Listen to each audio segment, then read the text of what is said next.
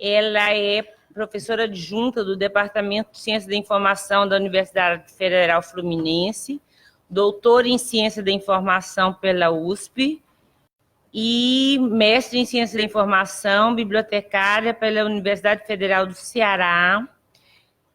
Tem um currículo bonito e grande, que tem vários estudos e serviços de estudos, pesquisas na área de serviço de referência, information literacy em arquivos e biblioteca e responsabilidade social em informação.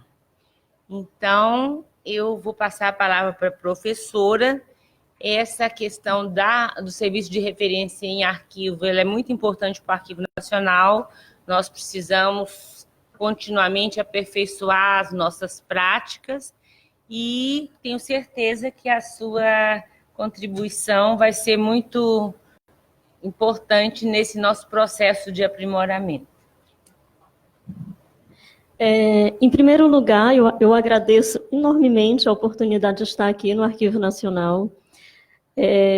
Às vezes a gente acha como bibliotecária, né? Assim, como que a gente um dia pode chegar aqui, né? E assim, por toda a minha história, né? E assim, mesmo por toda a minha história, né? Eu sou formada pela Federal do Ceará, depois me formei, né, pela Universidade de São Paulo, mestrado e doutorado, e vim parar aqui no Rio de Janeiro, né, através do concurso lá na Federal Fluminense. O serviço de referência, né? Em primeiro lugar, a gente tem um certo preconceito com esse termo, né? Inclusive dentro da biblioteconomia. O que seria o serviço de referência? Aí muita gente pensa naquele balcão, né, com o bibliotecário atrás, e aí apontando aonde ficam os livros. Exato. Essa visão de serviço de referência, ela é muito ultrapassada. Ela é extremamente ultrapassada, certo? Então, no campo da biblioteconomia, não é um tema novo, tá? É um tema que já vem desde o final do século XIX, que a gente vem trabalhando com ele, que a gente vem pensando no serviço de referência. Ainda é uma disciplina que muitas vezes não é aceita dentro do próprio curso de biblioteconomia, né? Muita gente muda para o termo de mediação da informação, né? Só que mediação é algo mais amplo que está inserido no serviço de referência, mas ele não é o serviço de referência, né? Há uma diferença aí. Eu vou passando aqui, então eu acabei... Você vai jogar comigo para você ficar... Pode ser. Olhar melhor. Então, assim, eu acabei intitulando a minha fala de hoje como um diálogo preliminar, tá? Um serviço de referência como um diálogo preliminar. Por quê? Porque no campo arquivístico ainda é um conceito novo, é um conceito que não é trabalhado, é um conceito que, assim, a literatura, ela existe, mas ela é escassa também, ela não é uma literatura gigante como é na biblioteconomia. E aí eu vou passar um pouco. Então, quando que surge esse serviço de referência? Ele vai surgir em 1833 nos Estados Unidos, ou seja, no final do século XIX, na cidade de Petersburg, em New Hampshire.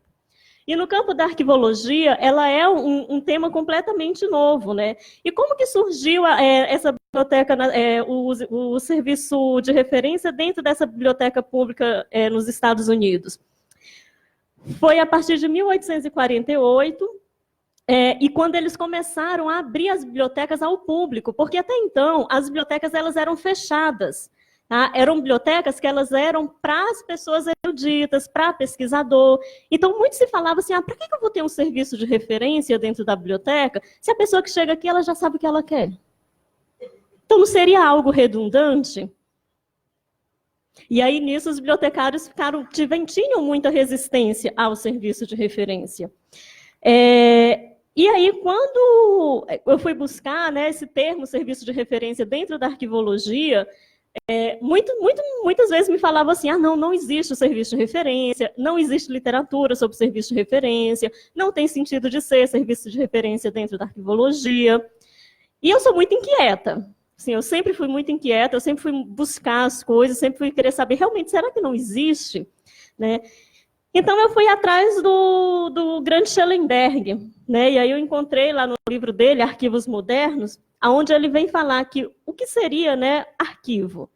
Arquivos são documentos de qualquer instituição pública, acho que eu coloquei aqui, documentos de qualquer instituição pública ou privada, que hajam sido... que hajam sido considerados de valor, merecendo preservação permanente para fins de referência e de pesquisa, e que hajam sido depositados ou selecionados para depósito no arquivo de custódia permanente. Ou seja, os documentos que são custodiados dentro dos arquivos, eles são para preservação, mas essa preservação é para quê? É para fins de referência e para fins de pesquisa. Não é uma preservação para deixar, não, vamos deixar lá quietinho e ninguém acessar. Certo? A gente pensa na referência. E aí, colocando ainda na própria perspectiva histórica, né, o Arquivo Nacional da França, em 1789, ele vem falar que os arquivos são uma herança cultural, eles são uma herança cultural, e a liberação do acesso público aos arquivos começa nesse período, ou seja, no final do século XVIII, na França. E no final do século XVIII e início do XIX, os arquivos mudam. Eles deixam, assim, eles continuam sendo arsenais de direitos e de reivindicações legais, né? Mas aí eles passam também a ser depósitos de fontes para pesquisa histórica. E é aí onde a gente começa a ver esses arquivos se fecharem. Na França e na Inglaterra e nos Estados Unidos, passa a ter a necessidade prática de incrementar a eficiência governamental, uma razão de ordem cultural para a existência desses arquivos públicos, ou seja, os arquivos públicos constituem um tipo de fonte de cultura, de interesse pessoal, porque muitas vezes são dentro dos arquivos onde a gente tem documentação que vão comprovar os nossos direitos, né, e os nossos privilégios, e uma questão de ordem oficial também. E aí muitos perguntam, mas se esse arquivo ele vai estar aberto ao público, né? Se as pessoas vão ter acesso a esse documento, mas qual seria então a diferença para bibliotecas e para arquivos? E é onde se fala, eles têm arranjos diferentes de documento, eles são instituições completamente diferentes, certo? A descrição dos documentos da arquivologia, ela é em função ela não é em função do assunto, ela é em função da sua função dentro da instituição. É missão do arquivista tornar os documentos acessíveis ao uso, como fala o Schellenberg, eliminando restrições desnecessárias quanto ao uso, sempre em função do interesse público. E aí, onde a gente começa a encontrar algumas questões dentro da arquivologia, como, por exemplo, é possível a gente falar de um serviço de referência dentro dos arquivos? Qual a abrangência do serviço de referência nos arquivos? Se ele existe, o que ele abrange? O que de fato significa esse serviço de referência? E outra, que eu acho que é mais importante ainda, uma questão mais importante ainda, que é por quais razões a literatura arquivística pouco aborda a temática do serviço de referência. E aí, eu trouxe para vocês como que surge, né, esse serviço de referência. Um dos autores que fala bastante sobre o serviço de referência é o Acart. E ele vem dizer que serviço de referência significa você levar alguém a alguma coisa. Ou seja, levar uma pessoa a uma documentação que ela necessita, informar de alguma forma. O Cunha Cavalcante fala que são partes dos serviços da biblioteca prestados diretamente ao usuário. Ou seja, se eu atendo o usuário, então eu tenho um serviço de referência, né? É um processo essencial ao contato entre o usuário e a informação. Um dos primeiros que veio falar do serviço de referência foi o Shyali Ranganathan, onde ele vinha falar, não, a informação ela tem que ser para o uso, os livros são para o uso, e cada sujeito ele tem um livro para ele.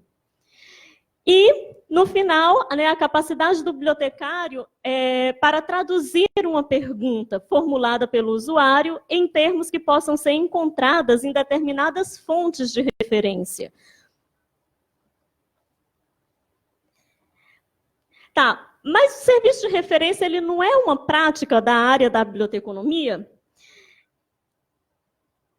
Além dessas questões do próprio Schellenberg, eu fui pesquisar algumas leis, como, por exemplo, a Lei de Acesso à Informação, ela já fala que os arquivos, né, têm que estar abertos à sociedade. A Lei da Transparência é uma outra lei que preconiza a questão do portal brasileiro dos dados abertos, centraliza toda a busca e o acesso dos dados e de informações públicas. O acesso à informação ele também está garantido na Constituição Federal, ele está garantido na Declaração Universal dos Direitos Humanos. E o serviço de referência dentro da biblioteconomia, ele surge em 1876 com Samuel Sweetgreen. Logo depois que a gente começou a estabelecer todas as normas da biblioteconomia, como, por exemplo, a CDD, a CDU, os manuais de biblioteconomia, eles passaram a ver o serviço de referência como uma função do bibliotecário.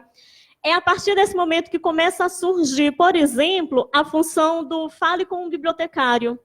Toda página que vocês entrarem de bibliotecas públicas, por exemplo, vocês têm essa função do Fale com um Bibliotecário.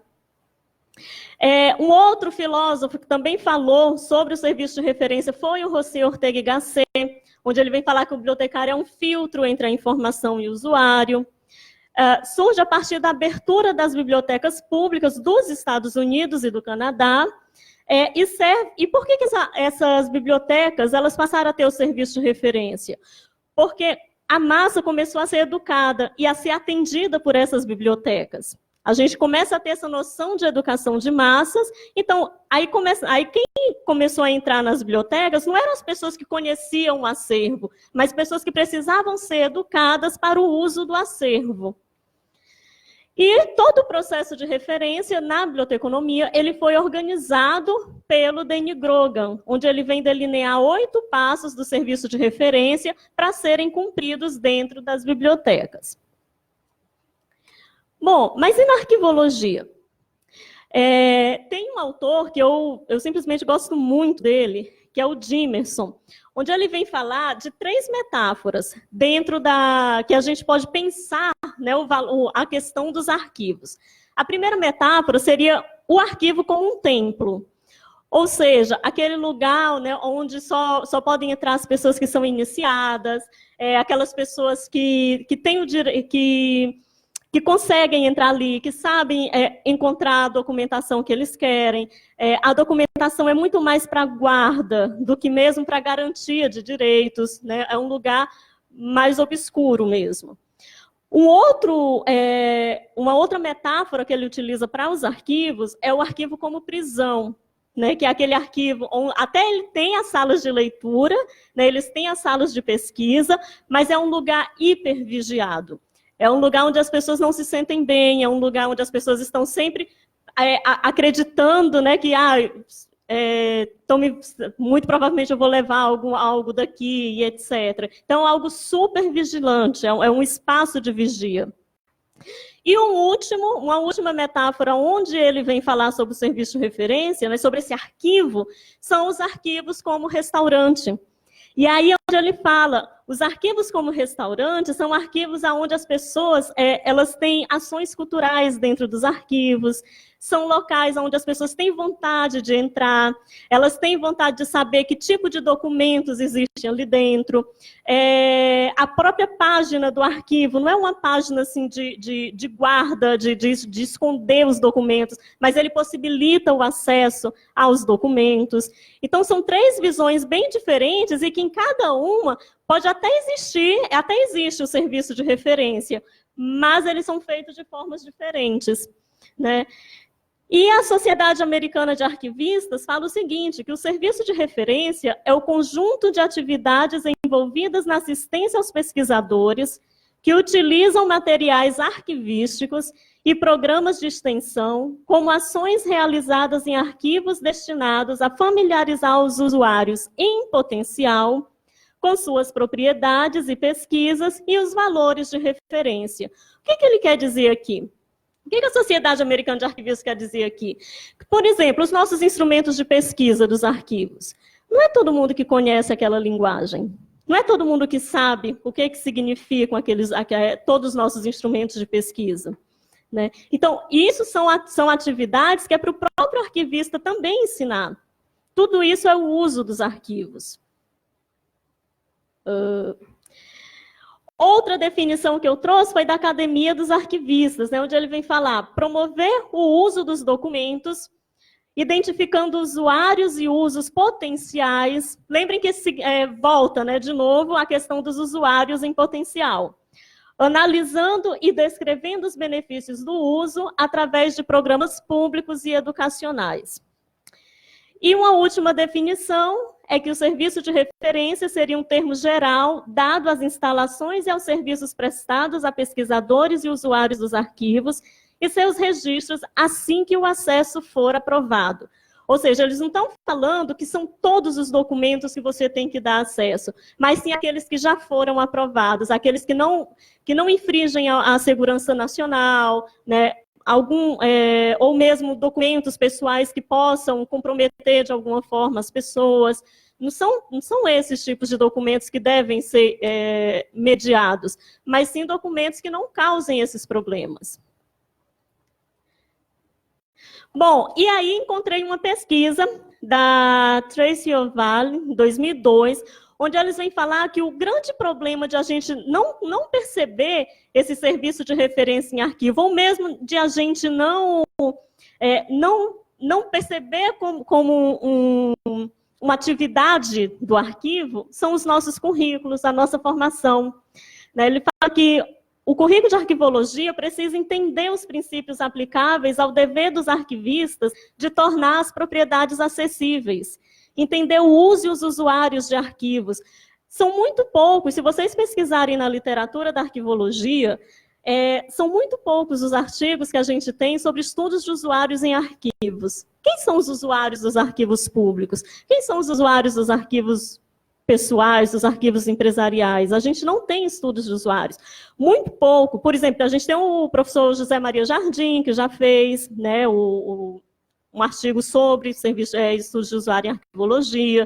A gente tem a Luciane Cavalcante, lá na UEL, que fez esse trabalho, mas ainda em número bem pouco. Entender a dinâmica social, organização e provisão de serviços de referência, apreciar a dimensão ética do serviço de referência e entender como desenvolver e implementar programas para promover a maior valorização e uso dos arquivos. Ou seja, o que nós estamos fazendo para a gente promover o nosso acervo? Estamos fazendo exposições, estamos fazendo serviços educativos, estamos trazendo as escolas para dentro do arquivo, até para explicar o que é o arquivo, a importância dele, a importância de documentação histórica. O arquivo ele é um depositório fiel da verdade, né? A verdade está depositada dentro dos arquivos, dentro das documentações probatórias. Numa era de fake news, assim, os arquivos eles têm mais importância ainda, e principalmente no sentido de a gente ensinar as pessoas a usar essas documentações e a saber diferenciar o que é uma documentação verdadeira de um documento não verdadeiro. Tá? Como seria esse processo de referência em arquivo? Eu trouxe o autor que eu tinha trazido antes, deixa eu lembrar aqui o nome dele. Eu sempre uso nas minhas aulas, mas a gente acaba...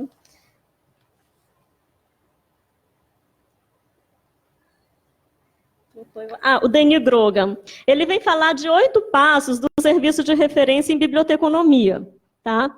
Então, eu também encontrei, em 2001, o Bonilha retomando esses 8 passos do serviço de referência, mas para dentro da área da arquivologia. E o Bonilha é professor na Espanha de arquivos. E ele fala que o primeiro processo, o primeiro passo seria o registro do usuário, a identificação dele e a orientação.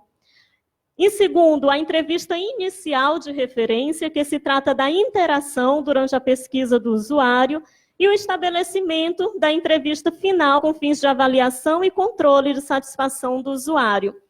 Na realidade, o Denis Grogan, lembrei do nome dele, o Denis Grogan, na biblioteconomia, ele já tinha elaborado 8 passos do serviço de referência, que eu acredito que esses 3 itens aqui, eles diminuem esses 8 passos, eles condensam esses 8 passos, que seria entender o problema do usuário, o problema, a necessidade de informação dele, a partir da necessidade de informação, elaborar uma questão inicial, depois uma questão negociada a partir dos itens do acervo, isso ele pensando em bibliotecas. Em seguida, ele vai ter a resposta e a solução. Bom, mas o que seria essa entrevista de referência? Porque todo o processo de referência, ele começa pela entrevista de referência, que é para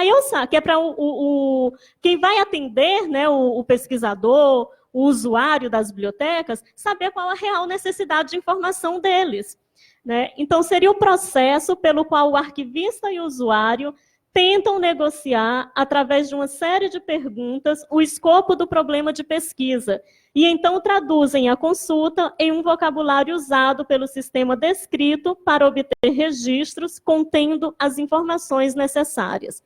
E aí eu pergunto a vocês, não é algo que a gente já faz no arquivo? Traduzir as necessidades de informação, entregar a documentação necessária para a resolução das pesquisas dos usuários, né? Uma outra definição da entrevista de referência é que ela é uma conversa entre um arquivista e um pesquisador, projetada para orientar o pesquisador sobre o uso dos materiais, para ajudar o pesquisador a identificar propriedades relevantes e garantir que as necessidades de pesquisa sejam atendidas. Toda vez que a gente atende a um pesquisador, independente dele ser historiador ou de ele ser um cidadão na rua, né, que quer saber, por exemplo, a genealogia da minha família. Por mais que o Arquivo Nacional em si não tenha essa documentação, o fato de ele dirigir para um outro lugar já é um serviço de referência. Já é enviar para algum lugar, né? Bom, as possibilidades dos serviços de referência nos arquivos públicos. Em primeiro lugar, são as relações entre cidadão e governo, né? Deixa eu encontrar aqui. A gente pode perceber algumas possibilidades de atividades a serem realizadas nos arquivos públicos brasileiros. Eu vou trazer de novo para a conversa o Schellenberg, onde ele vem afirmar que documento público deve ser a premissa de que tais documentos eles são propriedade pública, ele não é propriedade do arquivo. Ele não é propriedade do arquivista, ele não é propriedade de quem trata dessa documentação, ele é de propriedade da sociedade.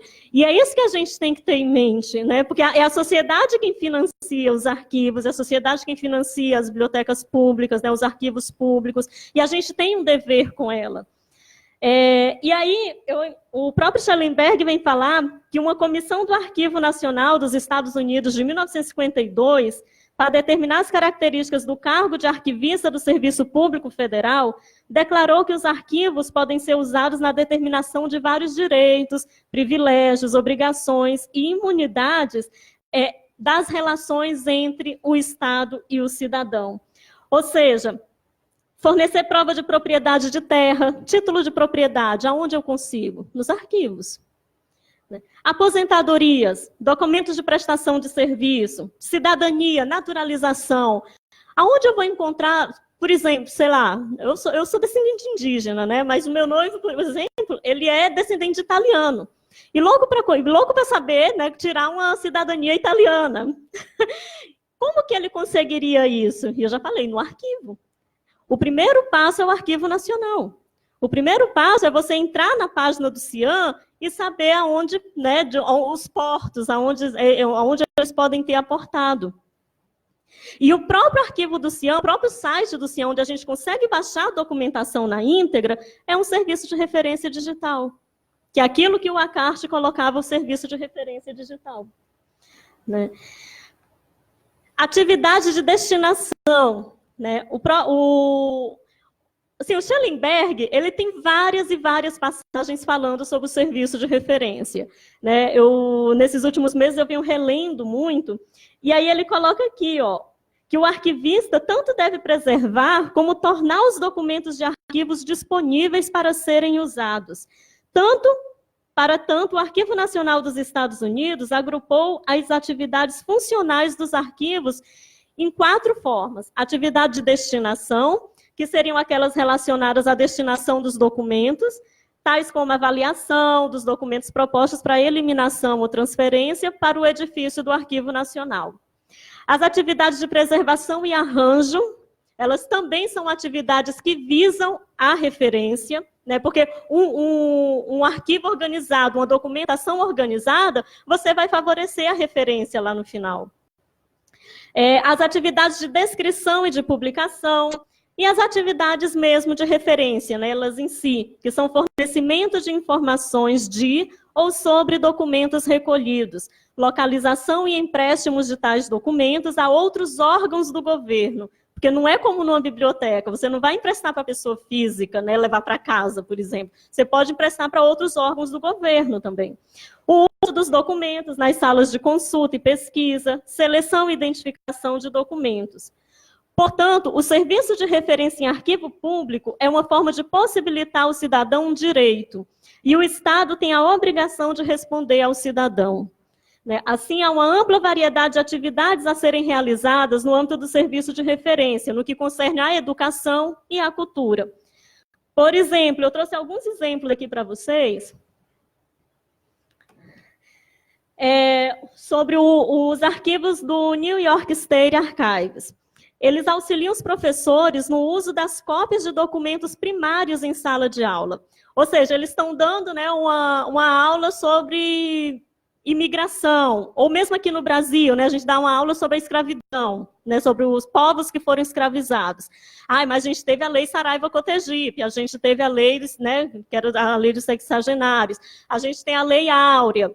Mas os alunos, assim, eles decoram que essas leis existiram, eles não têm acesso a essas leis. E eu não falo nenhum acesso na íntegra, sabe, no documento original. Eu falo mesmo de você conseguir baixar de um site, de algum lugar, saber como era essa lei, saber como era a própria grafia da época, né? Daria muito mais proximidade do aluno com o conteúdo, né? Sabendo como que aquilo foi realmente feito. Além das exposições, também podem ser produzidos filmes sobre alguns documentos do arquivo e folhetos para que os usuários levem para casa, descrevendo o arquivo, seus programas e materiais.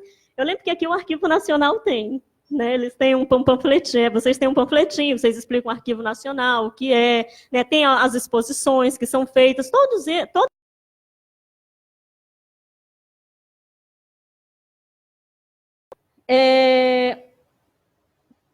A Cabral, a Rosemary Cabral, né, lá da UF, ela fala que muitas instituições arquivísticas brasileiras elas já vêm atuando com a difusão cultural, ao promover eventos como congressos, seminários, reuniões, em outros países, como, por exemplo, a França, a autora cita a experiência do Museu de História da França, chamada Le Quart d'Heure de Culture, em que um comentário sobre um grupo documental de interesse particular, mais popular, é produzido pelos arquivistas na hora do almoço e atrai os trabalhadores das redondezas.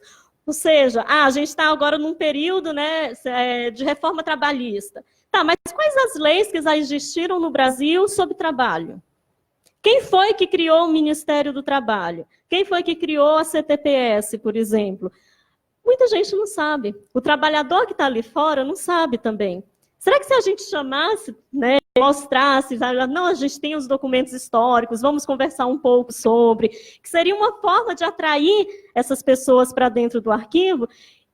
E, gente, na hora que a gente não tem mais verba, sabe, que as pessoas querem fechar as instituições culturais, a gente teria a sociedade do nosso lado. Eu vejo muito isso em bibliotecas. Né, as bibliotecas não atraem o público, as pessoas não usam a biblioteca, não sentem a necessidade, você não tem alfabetização informacional dentro das bibliotecas, o poder público vai lá e diz, não tem mais verba, vamos fechar. A população também não faz nada. Por quê? Porque ela também não se reconhece naquele espaço. Ela sabe que ela está gastando, porque quando passa, né, nos jornais de grande circulação, a grande questão é, a gente gasta 1 milhão por mês por uma biblioteca, ou 40 milhões por mês em outra instituição cultural. É isso que eles verem, os números, né? Mas no final, o que a gente realmente retorna para essa sociedade? É isso que a gente tem que pensar. E não apenas os trabalhadores, né? Outras coisas, elaborar vídeos de como os professores podem ensinar a partir dos documentos baixados em site dos arquivos, exposições de documentos originais ou cópias em locais públicos, onde são vistos por muitas pessoas. Esse tipo de ação é feito nos Estados Unidos já. Produção de folhetos para que os usuários levem para casa, descrevendo o arquivo, seus programas, os materiais. Por que isso aqui é importante? Por exemplo, vem muita criança, eu sei que vem muita criança aqui no Arquivo Nacional, né, as escolas trazem para conhecer o arquivo e tal. Gente, um panfletinho desse que vocês fazem, eles levam para casa e mostram para o pai, mostra para a mãe, mostra para a tia, sabe? E aí o que eles fazem? Aí a tia diz, como? Aí a mãe, o pai vê, nossa, que legal, e vai falando para as outras pessoas a importância do arquivo. Nem que seja pela exposição, nem que ele não saiba o que é um documento primário, para que serve, tarará, tarará, mas depois, ele vindo aqui, a gente pode explicar. Porque aí vai ter um arquivista de referência. Certo? Só para esclarecer. Essa semana a Letícia me levou um folheto novo que a gente está usando no programa de escola, do arquivo da escola, que tem informações para criança e um desenho do arquivo para ser colorido. E eu achei bem legal, e aí eu me perguntei se os servidores conhecem. Tá, então pode continuar, depois legal. Ela mostra. Tá, então deixa eu passar aqui. Uma outra que a Belotto coloca aqui é a exposição e documentários, como, por exemplo, o documento do mês. Ou mesmo nas datas comemorativas, realizar alguma atividade, comentários sobre um grupo relacionado àquela data comemorativa. Por exemplo, a gente vai ter agora, qual o próximo feriado aí? Dia do Servidor Público. O Dia do Servidor Público. Né? O que é o servidor público? Quais são os documentos que falam que a gente tem que ter agora concurso público para poder ser servidor público? Porque antes era indicação política, né? Quais são os direitos do servidor público? Quais são os deveres do servidor público em relação à própria sociedade? Né? Então, fazer um ciclo de converse com o servidor público, que é cheio, né? Então, vamos lá conversar com os servidores públicos, dizer o que é o serviço público, qual a vantagem, né, do próprio serviço público concursado, de não ser uma indicação política e etc. Para os turistas, pode ser feito também montagens de circuitos turísticos inéditos, narrando a história dos lugares. Né? Assim, a gente tem documentação por exemplo, de como era a cidade do Rio de Janeiro anteriormente, a gente tem mapa dentro dos arquivos. Então, como era o Rio de Janeiro? Como era esse espaço aqui antes? Como é que ele foi projetado? Por quem que ele foi projetado? Até fomentaria o próprio turismo na região. Ou seja, as possibilidades das atividades de mediação cultural que são referentes ao serviço de referência, elas são inúmeras e contribuem para a visibilidade dos arquivos, das bibliotecas e das demais instituições culturais. Outra questão também que eu queria falar com vocês era, por exemplo, eu falei muito assim, elaborar os vídeos com os professores, né? Porque aqui eles vão ter acesso a esses documentos primários. Mas para aprofundar, aí a gente fala, tem a biblioteca, vocês também têm os museus, porque são 3 instituições que se complementam. Elas são específicas, elas têm suas especificidades, são ciências completamente, são ciências, né, diferentes, não completamente diferentes, mas elas são ciências diferentes, mas que elas são complementares, né? E aí eu trouxe para vocês a página de alguns arquivos. Os Archives of American Art. Eles têm uma página onde eles falam sobre o serviço, pesquisa e serviço de referência. Visite um centro de pesquisa, onde eles fazem as visitas guiadas. E faça uma questão de referência para o arquivista. Né? As exibições, avaliações de documentos. Tá? Aí aqui a gente tem os State Archive and Records, onde a gente também tem a página Fale com um arquivista, né, para retirar as dúvidas sobre os arquivos, sobre alguma documentação e etc. Tem a página do Arquivo Nacional da Torre do Tombo, que também tem eles explicam o que é leitura, o que é referência, como usar a sala de pesquisa, a sala de consulta deles, como requisita um documento para consulta.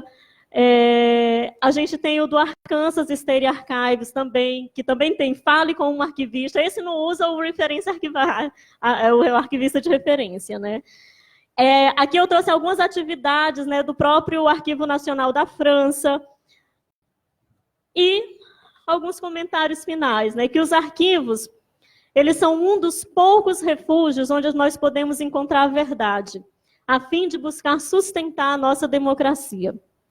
O serviço de referência é o sustentáculo da cultura do acesso nos arquivos, que é a base de uma sociedade democrática, ou seja, sem acesso a documento e sem acesso à informação fidedigna, a gente não tem uma sociedade democrática. E eu queria finalizar com essa citação do Eric Quitelar, que está dentro do artigo do Jimerson, onde ele fala que em uma democracia, o debate sobre seleção e acesso deve ser um debate público, sujeito à verificação e controle pelo público. É isso, gente. Obrigada.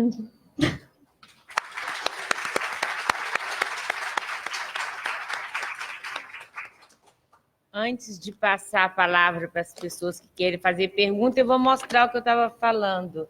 Bem-vindo ao Arquivo Nacional, o que faz, e o espaço para as crianças colorirem. Pode levar para você dar aula e mostrar para o povo como o Arquivo Nacional eu levo mesmo. faz. Mas é isso aqui é serviço de referência, gente. Isso aqui é ação educativa dos arquivos. Imagina se os arquivos municipais fizessem esse tipo de ação também. Eles não estariam sendo fechados. Bom, antes de franquear a palavra a quem quiser fazer pergunta para a professora Marielle, eu gostaria de falar do meu interesse em aprimorar os serviços usando a biblioteca como um serviço de apoio, como você mesmo disse. Quando você entra na página de alguns arquivos, por exemplo, Arquivo Nacional do Reino Unido, você lê lá qual o papel da biblioteca do arquivo no processo de atendimento aos usuários, aí você vê que está previsto que a biblioteca faça um serviço complementar de ajuda na definição do escopo da pesquisa para que o usuário possa ter maior assertividade na busca dos documentos de arquivo, que não tem a facilidade de busca de um serviço de biblioteca, ele poderia usar,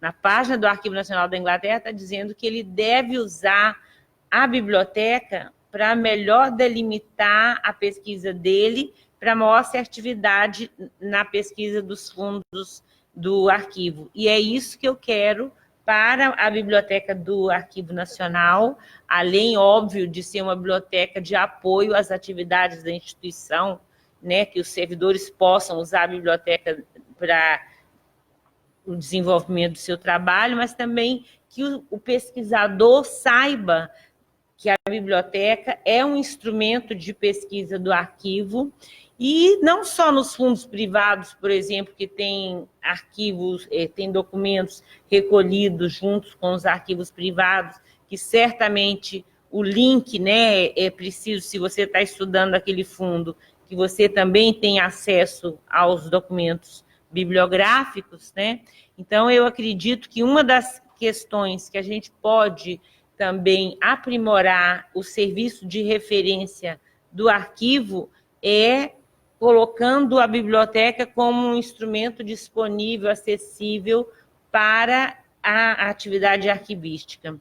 E a outra questão que eu acho é, no caso do Arquivo Nacional, possibilitar que o usuário, pela internet, ele possa acessar os instrumentos de pesquisa, que ele possa delimitar a sua solicitação ao Arquivo Nacional já usando o instrumento de pesquisa, de forma que ele venha aqui apenas para ter acesso aos documentos e não para fazer uma consulta aos instrumentos de pesquisa e depois vir uma outra vez para ter acesso aos documentos. Eu acredito que, sem prejuízo dos arquivistas de referência do Arquivo Nacional poderem ajudar nessa busca, eu quero dar recursos ao pesquisador para que ele possa fazer isso à distância. Bom, gente, alguém tem uma pergunta para a professora?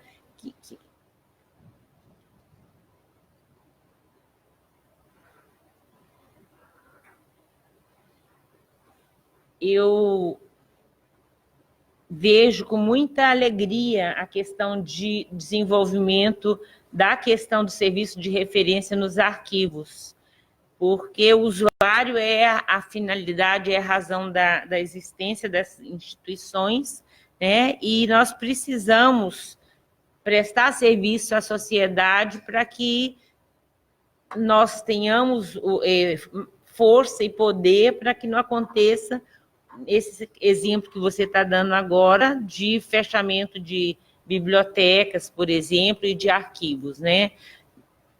É no mundo todo que a questão da mediação de acesso à informação vem trazendo prejuízo para as instituições de acesso à informação, bibliotecas, arquivos.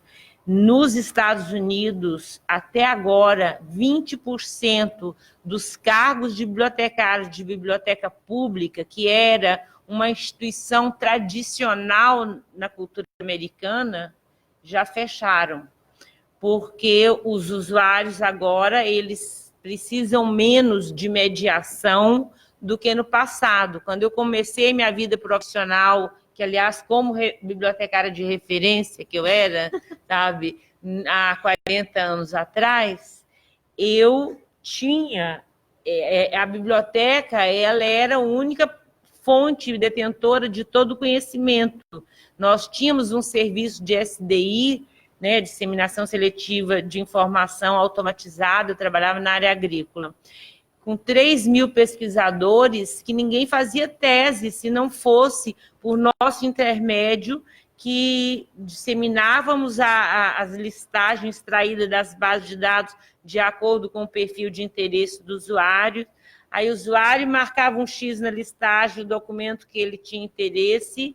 Aí a gente via em que país, na área agrícola, era uma base de dados cooperativa da FAO. A gente via em que país o documento estava, usava bônus da Library of Congress ou da British Library para conseguir, em qualquer lugar do mundo, a cópia daquele documento do usuário, mandava buscar a cópia, digamos, no Sri Lanka, uma coisa sobre cultura de arroz, por exemplo. Aí o documento chegava, e aí você punha no correio e mandava para o usuário. As pessoas faziam dissertação, até hoje, isso ainda vai mudar. Tese de doutorado levava 5 anos, porque a gente passava pelo menos 1 ano conseguindo os documentos que o pesquisador ia ler para fazer sua tese. Porque era outro mundo. Então, as bibliotecas eram uma única fonte de informação. Hoje, as pessoas entram no portal da CAPES, acessam o documento, faz download e pronto. Então, tudo aquilo que era um processo, eu recebia a solicitação de informação do pesquisador, traduzia os assuntos do perfil de interesse dele para o inglês, recebia uma fita perfurada da base de dados da última atualização que vinha de Viena, rodava contra os perfis de pesquisador, gerava as listagens, punha no correio, mandava, o cara selecionava, devolvia, pedia no país o documento. Gente, era a única forma de alguém ter acesso à informação há 40 anos atrás. Agora, hoje, está tudo na internet. E os arquivos também caminham para isso, né? Nós temos hoje massas documentais acumuladas que é inimaginável para nós pensarmos que isso tudo possa estar na internet. Mas só que agora, atualmente, nós não estamos mais produzindo documento em papel. Então, quando os arquivos recolherem essa documentação, eles estarão disponíveis online para busca. Então, aquilo que a gente tem hoje em relação às bibliotecas, nós teremos em relação aos arquivos e espero que a massa documental atual a gente tenha conseguido digitalizar. Então, o futuro vai ser diferente. Porque é uma mudança de paradigma, né, gente? Assim, a gente, mesmo na biblioteconomia, não acreditava que a gente pudesse... eu vou poder atender qualquer pessoa, né, qualquer cidadão dentro da biblioteca. A gente esperava o pesquisador. E o pesquisador, ele sabia onde encontrar o livro, não era aquela coisa de você, eu vou seguindo com ele. Não, era para esse tipo de documento, né, que o arquivista, o bibliotecário de referência trabalhava, era para esse tipo de documento que não tinha naquele ambiente físico, né, naquela biblioteca específica, e você tinha que fazer os pedidos fora. Aí chegava a atuação do bibliotecário de referência.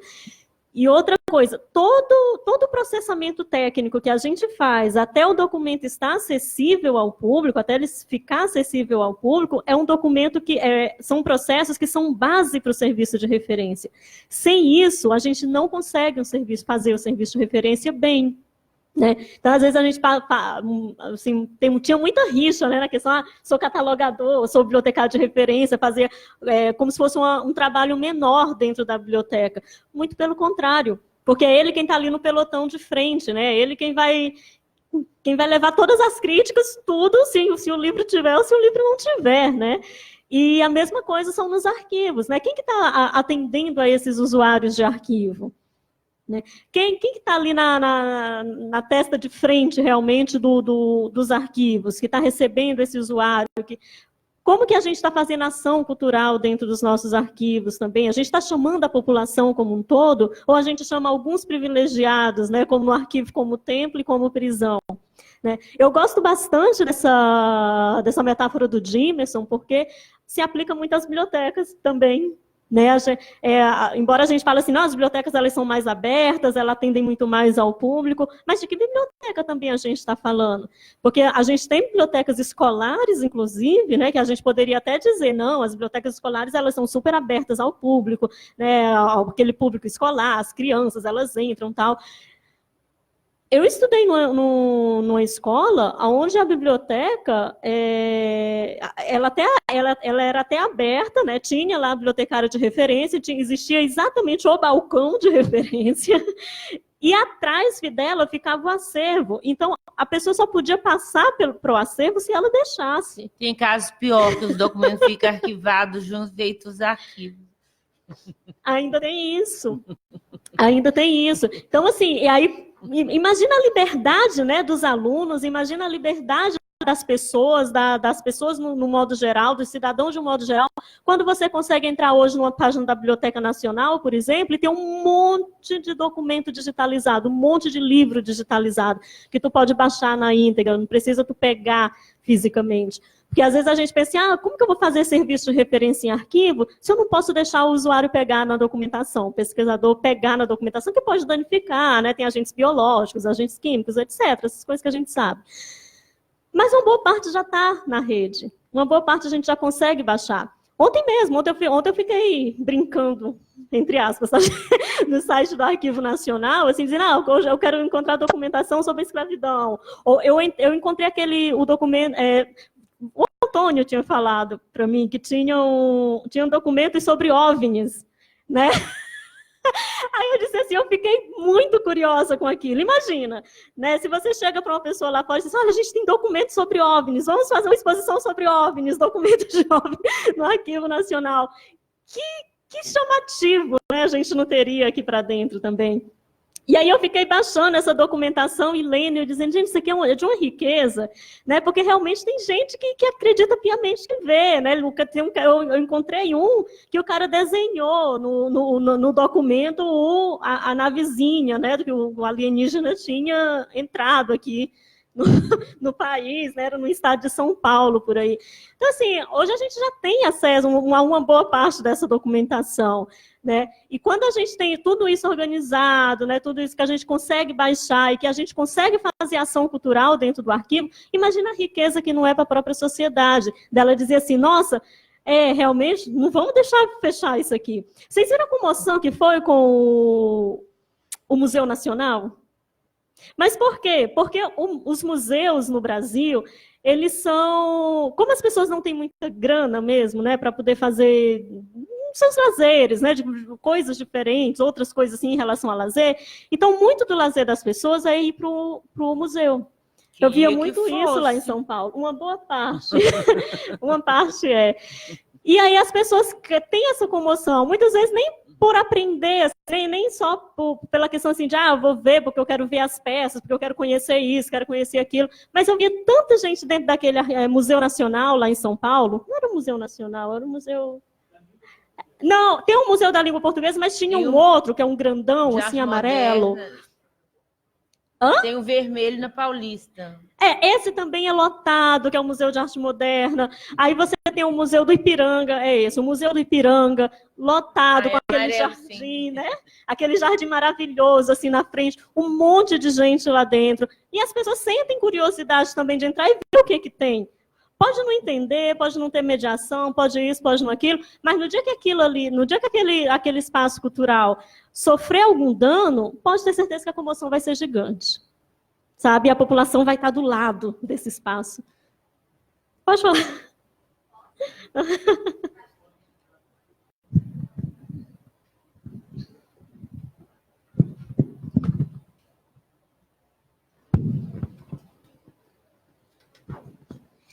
Olá, Marielle, tudo bem? Eu sou Larissa, a gente trabalha na área de gestão de documentos. E eu acho que é super interessante o assunto de referência, e eu acho que ele ultrapassa até a questão do acesso somente às instituições para a memória, como o Arquivo Nacional ou qualquer outra instituição ligada à questão da memória.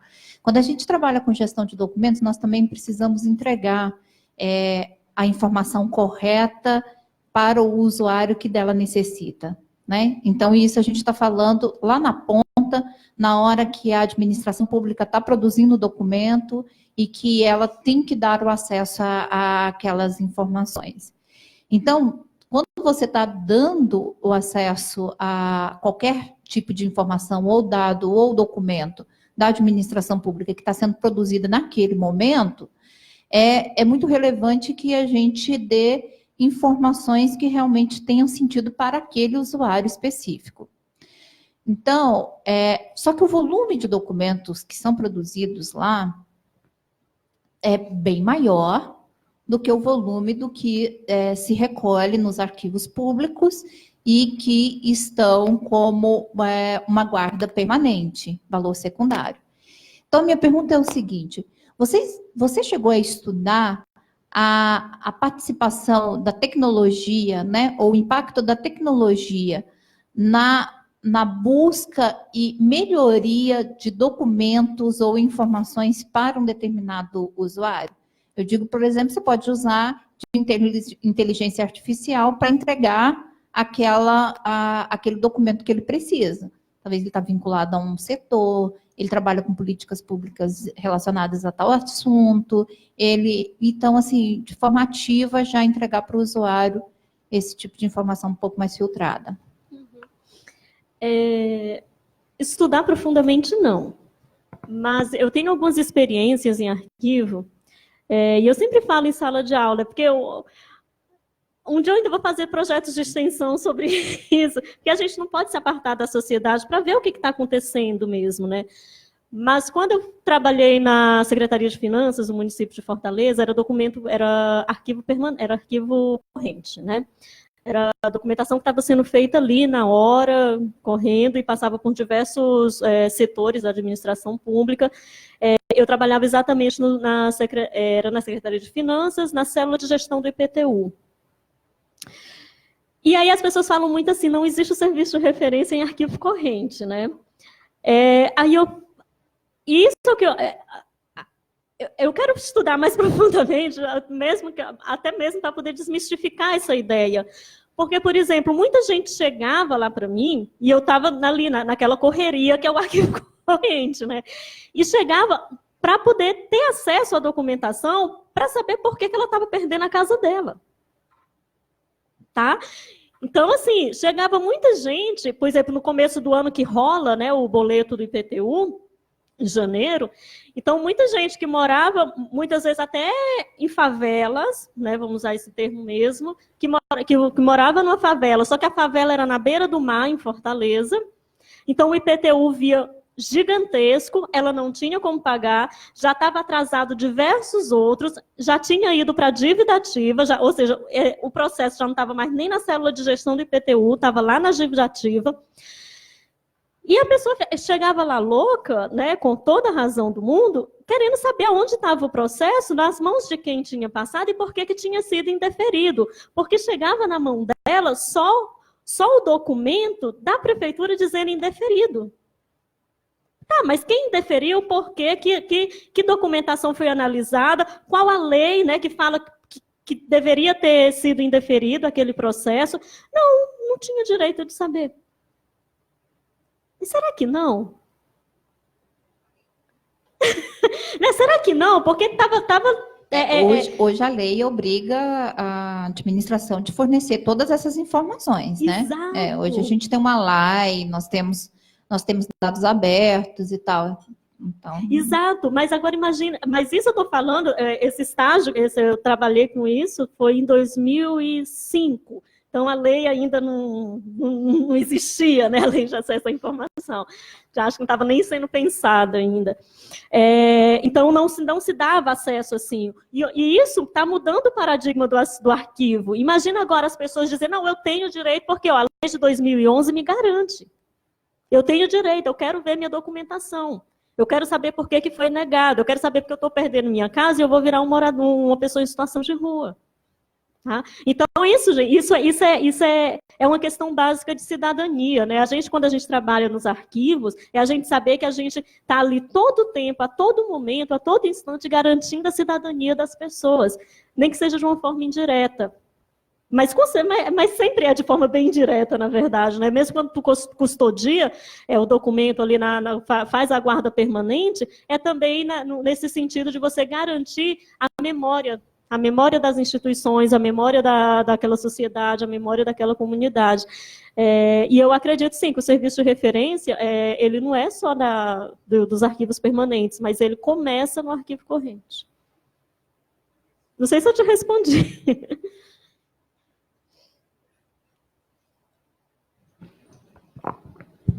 Oi, boa tarde. Boa tarde. Eu queria que você falasse um pouco sobre a formação, como essa disciplina começou nas universidades, que eu me formei em 2003, e isso não era muito falado, e agora existe uma disciplina. E pensando também numa instituição como o Arquivo Nacional, que é tão grande, de quem está ali na frente, trabalha atendendo o público, como daria também essa formação permanente dessas pessoas, né? Que o acervo aqui é tão diverso, se deveria ter uma formação também a partir de estágio em áreas que fazem o processamento técnico. Eu assim, não tenho essa certeza, mas eu fico achando que quem já trabalhou no arquivo permanente, no processamento técnico, pode prestar um serviço de referência melhor por conhecer como uma documentação foi organizada. Eu queria que você comentasse um pouco isso. Sim. Em primeiro lugar, né, a gente não pode perder de vista que o serviço de referência na biblioteconomia é ali do final do século XIX, né? Mesmo na biblioteconomia, a disciplina de serviço de referência, ela era nos Estados Unidos, ela existia nos Estados Unidos. Na França foi muito depois, foi quase 50 anos depois que ela foi implementada e que se conseguiu perceber, né, esse serviço de referência lá, mesmo nas bibliotecas.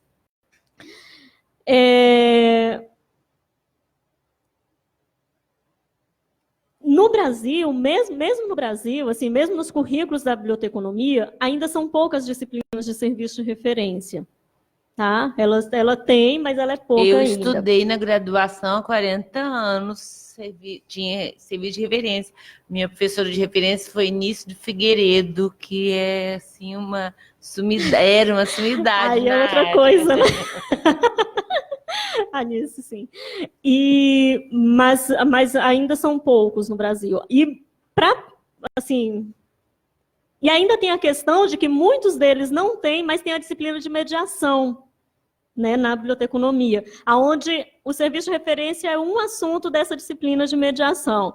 Mas eu fico pensando, eu quase não consigo dar serviço de referência em uma disciplina inteira, imagina ele só como um tópico, né, de serviço de mediação da informação. Então, também não sei até que ponto é interessante esse caso. Na arquivologia, é muito pouco, né? Eu acho que foi muito mais o entusiasmo assim, do José Maria Jardim. Né? Ele quem escreveu o artigo sobre o serviço, sobre estudos de usuários em arquivo, e dentro desse artigo ele fala bastante sobre o serviço de informação, o serviço de referência dentro da área da arquivologia, e da necessidade desse arquivista se perceber como um profissional da referência. Né? Não sei por que até hoje ele também não é muito ouvido, né, no sentido desse escrito, né, dessa parte do escrito dele. Posso falar sobre a minha experiência na formação no milênio passado? Então, a gente estudava referência, mas estudávamos a questão da negociação com o usuário, mas também estudávamos as fontes. Essa questão que se perguntou, se a pessoa que conhece o processamento técnico não atenderia melhor, seria um melhor profissional de referência, isso tem muito, mas na biblioteconomia a gente estudava, né, bibliografia especializada em determinado ramo do conhecimento, para sair de lá bibliotecário especializado naquela disciplina. Eu, por acaso, estudei bibliografia especializada em arte, saía sabendo tudo de fontes de referência de arte.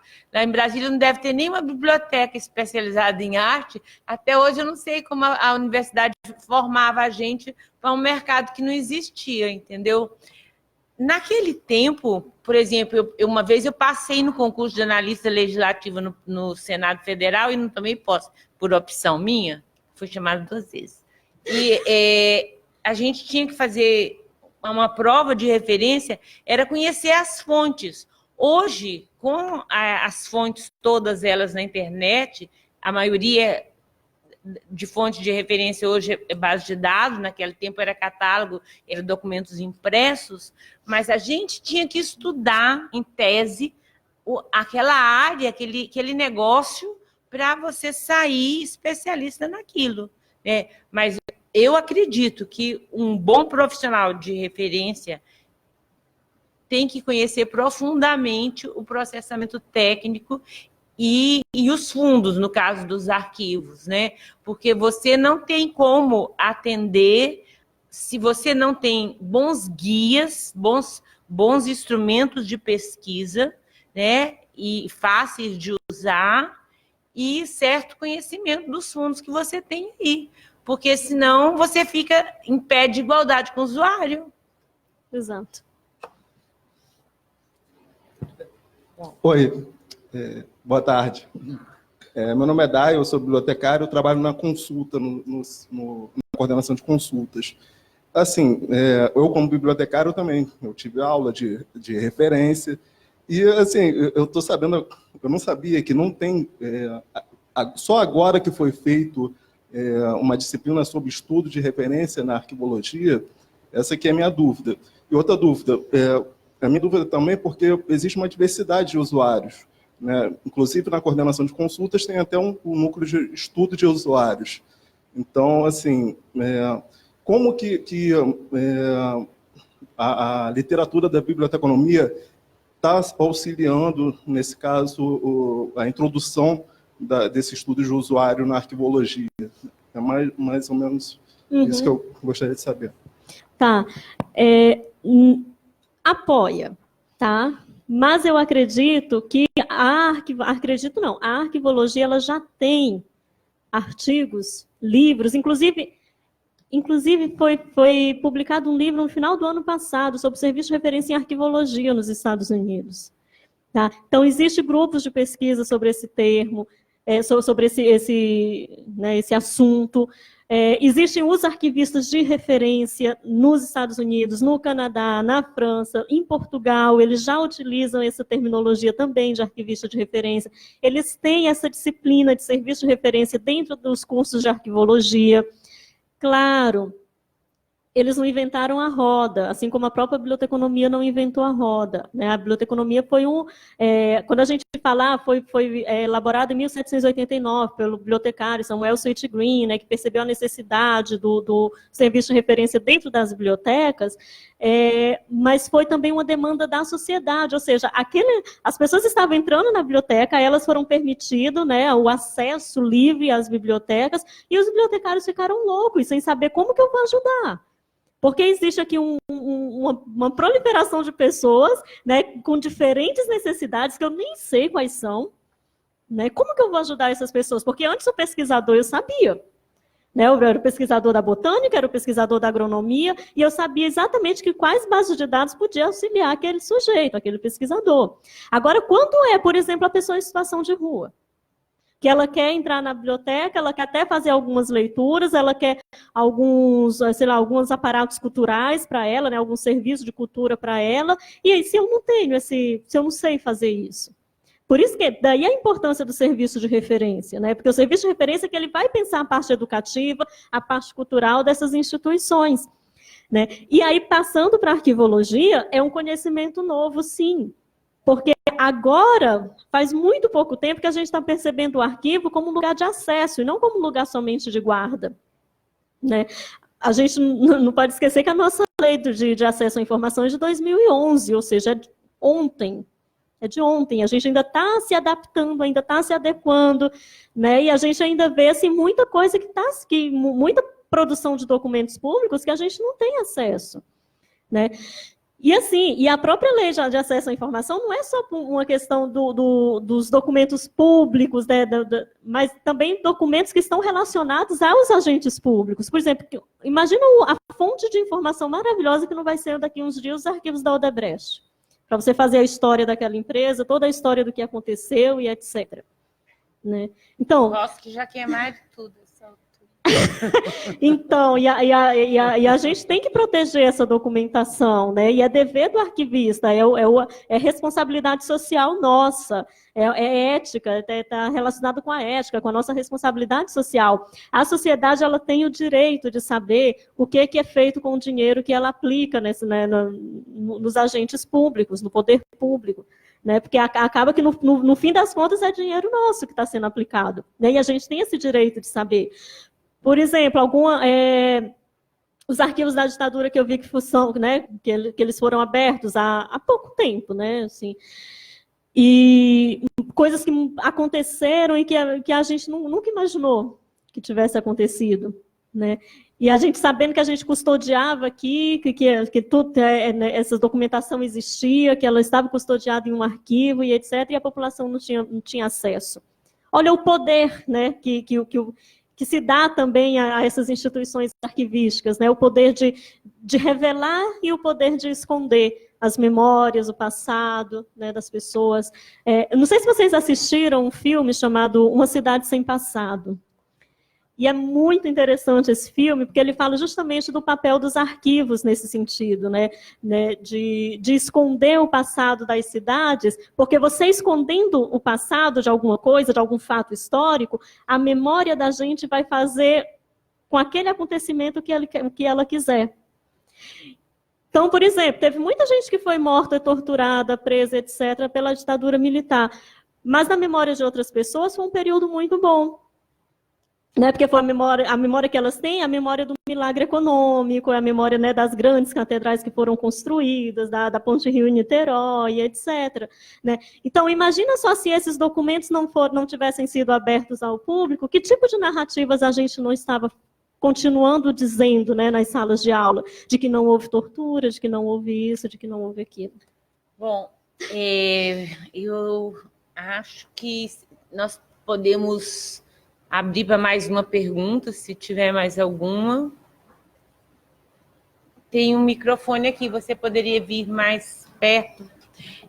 Nós estamos vendo as instituições arquivísticas mudarem o papel de guardião da memória para prestador de serviços à administração pública, à sociedade.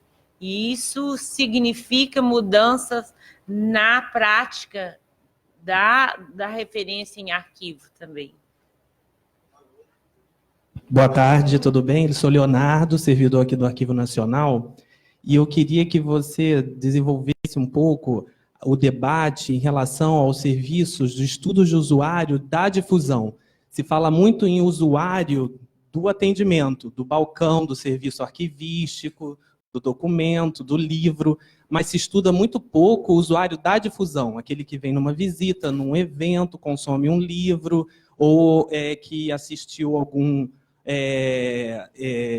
produto da difusão, e tipo uma exposição, e não se procura esse usuário, né? Então, eu queria que você desenvolvesse um pouco, se você estuda sobre isso, e se há reflexões na área sobre esse tema, que realmente eu não consegui, na época, mapear essa discussão.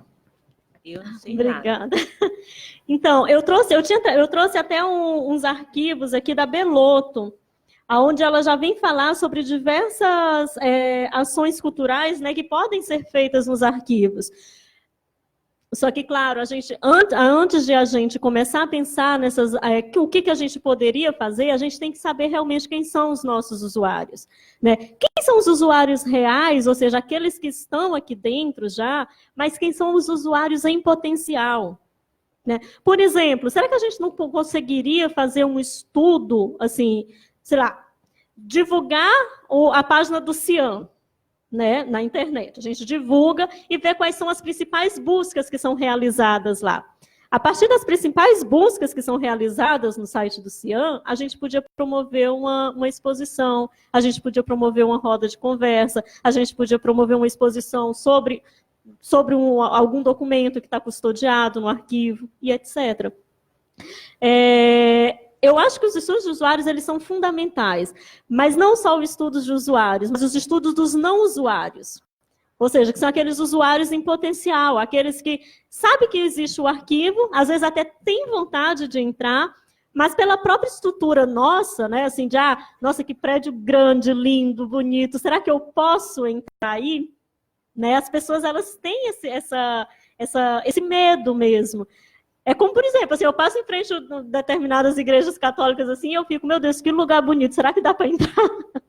Né? Ou mesmo a Biblioteca Nacional é outro lugar.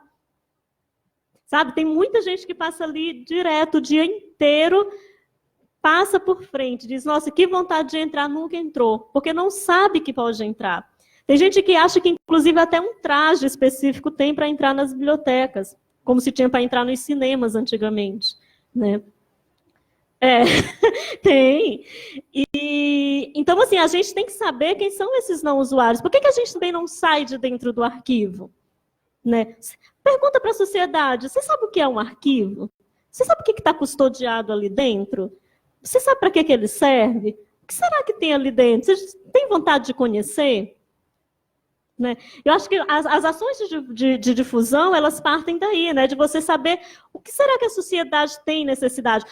Uma coisa que eu vejo muito hoje, por exemplo, é a sociedade não saber diferenciar o que é uma informação verdadeira de uma falsa, um documento verdadeiro de um falso. Por que não uns ciclos de palestras sobre esse tema também? E mostrando, o lugar da verdade está aqui, vocês estão em frente dele, vocês estão dentro dele. É aqui que a gente custodia a verdade. Pesado, né? Mas é isso. Né, assim, os arquivos, as bibliotecas, os museus, eles são um dos últimos sustentáculos, realmente, das sociedades democráticas. Né? E é isso. Não sei se eu te respondi, mas mais ou menos. Né? Mas é porque não tem uma resposta fixa, sabe? Assim, como que a gente chama os usuários? Né? Como que a gente faz o estudo do usuário do pesquisador, né? Mas desse não usuário, tem técnicas específicas para fazer estudos de não usuários, que são aqueles usuários em potencial, que é o trabalhador, que é o próprio agente público, né, que muitas vezes não sabe. Assim, quando eu trabalhei na Secretaria de Finanças, gente, eu trabalhava junto com uma secretária, assim, tinha a secretária do setor, e assim, e o desdém com que se tratava o arquivo era uma coisa surreal. Era surreal, assim, porque as próprias pessoas que trabalham diretamente com o arquivo, elas não têm noção da necessidade do arquivo, do que ele é de verdade, para que ele serve, por que a gente tem que custodiar as informações ali, sabe? Então, assim, isso perpassa pela educação, né, pela competência em informação, pela competência no uso dos dispositivos informacionais. É isso.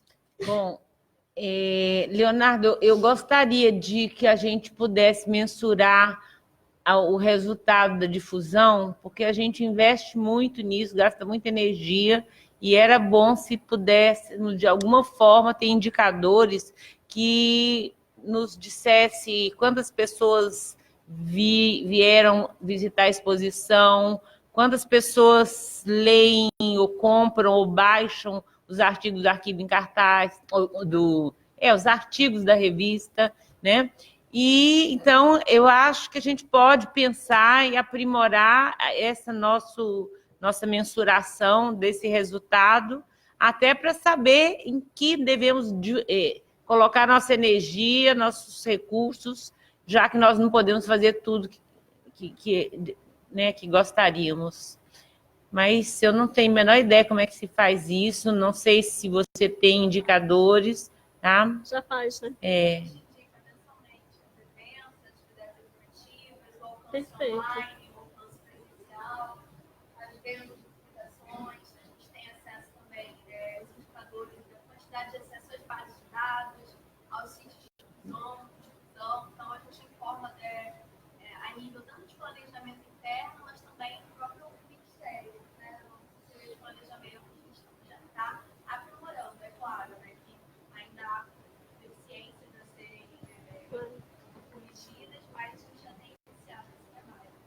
A gente precisa usar esses indicadores para fazer análises, né, dos resultados. Mas só uma dúvida, para além do quantitativo, minha dúvida também é o qualitativo, é o feedback desse usuário, não só os números, que eles são só dados, mas como esses usuários consomem os produtos e o que eles acham que poderia ser aprimorado ou não. Isso é feito no atendimento do balcão do serviço arquivístico, mas não no serviço de difusão. Era essa mais a minha questão. A gente consegue com questionários, né, a partir desse... Bom, gente, olha, eu agradeço a professora Marielle pela palestra, né, por ter gastado o seu tempo de conversar conosco. E tenho certeza que os seus ensinamentos cairão em terrenos férteis. Tá? Muito obrigada a todos. Eu agradeço a oportunidade de estar aqui, né, de divulgar um pouco também um trabalho que eu faço lá na UF, né, porque é um trabalho de sementinha mesmo, sabe? A gente vai semeando os alunos, essa ideia mesmo do serviço de referência, da prática da referência, do que significa a referência, da própria mediação, da ação cultural que deve ser feita nos arquivos, nas bibliotecas. Então, assim, vai chegar uma leva de alunos bem boa aí para trabalhar com vocês também, né? Inclusive já com essa mente desse arquivo como restaurante, como dizia o Dimerson, né? Falando nisso, eu sugiro bastante a leitura do Dimerson, assim, para vocês, quem quiser conhecer. É um autor incrível, é Randall Dimerson o nome dele, e ele também está trabalhando nessa perspectiva dos arquivos como um lugar de memória, mas também como um lugar do acesso, né, o lugar dos direitos, de você reclamar os seus direitos. É isso, eu agradeço, muita oportunidade. Obrigada.